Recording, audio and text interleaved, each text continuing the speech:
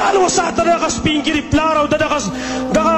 سپین سرې مور د هغې خیال وساته نن د هغې د دې سپینې جالۍ خیال وساته نن د عزتمند وروڼو د هغې خیال وساته ستا د غلط حرکت په وجه باندې ستا مور او پلار د مجلس د کېناستلو نه ووتله ستا مور او پلار د غمخادۍ نه ووتله نن هغه د چا غمخادۍ نه نشي تللی نن ستا د دې غلط حرکت د وجې نه د چا په جرګه کې هغه نشي کېناستلی نن ستا د 15 منټو د 10 منټو د خواهشاتو د پوره کولو په وجه باندې ستا عزتمند خادران لاړ د خاورو سره د هغې عزت میلاو شو نن ته دومره غیرت په تا کې نشته تا کې دومره حیا نشته دی چې د خپل مور خیال وساتې د خپل پلار خیال وساتې ته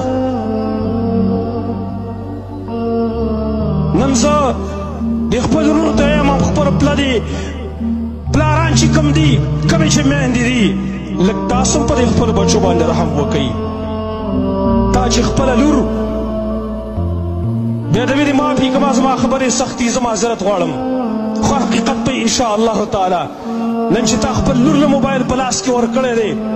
ټچ موبایل تا په لاس کې ورکړی دی په واټساپ باندې په ایمو باندې په میسنجر باندې چې هغه د پردو هلکانو سره رابطې کوي پردي هلکان دې سره رابطې کوي ولې تړون دی ستا په دې خپل کور کې دومره نظر نه لګي دومره د خپل حال نه خبرېږي ستا لور چې کوم ده د پردو خلکو سره رابطې ساتي بل سړی ته خبر دی چې په دې کور کې جنۍ ده زه ورسره رابطه ساتم او ته د خپلې لور نه خبر نه تا چې خپل زوی د پلاس کې موبایل ورکړی دی ته د هغه جانچ پړتال نسې اخیستلی ته د هغه محاسبه نشي کولی چې ته په څه استعمالوې په دې باندې ستا موبایل کې نیسه دارنګې زه خپله لور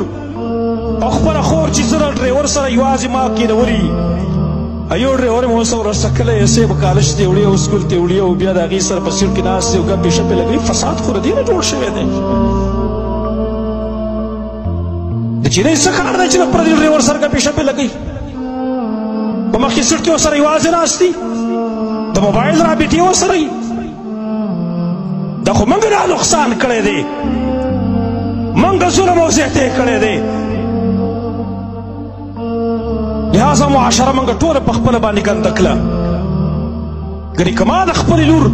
ما د خپلې خور د خیال ساتلی ما په پرده کې ساتلی ما د دې آیات د لاندې هغې له ژوند ورکولی وقرن فی بیوتکن ولا تبرجن تبرج الجاهلیة الاولی خپل کور کې اوسېږئ بهر ته بغیر د ضرورت نه مه راوځئ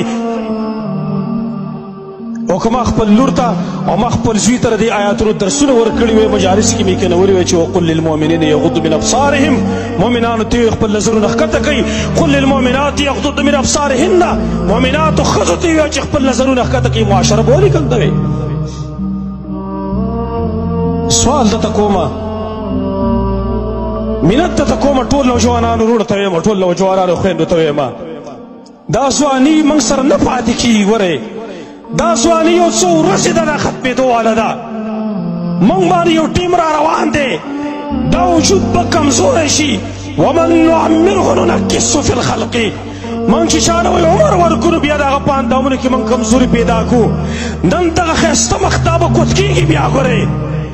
دا ښایسته یخته به خرابېږي دا ښایسته سترګې به خاورې خوري دا ښایسته لاسونه به خاورې خوري د یو چل منټونو دپاره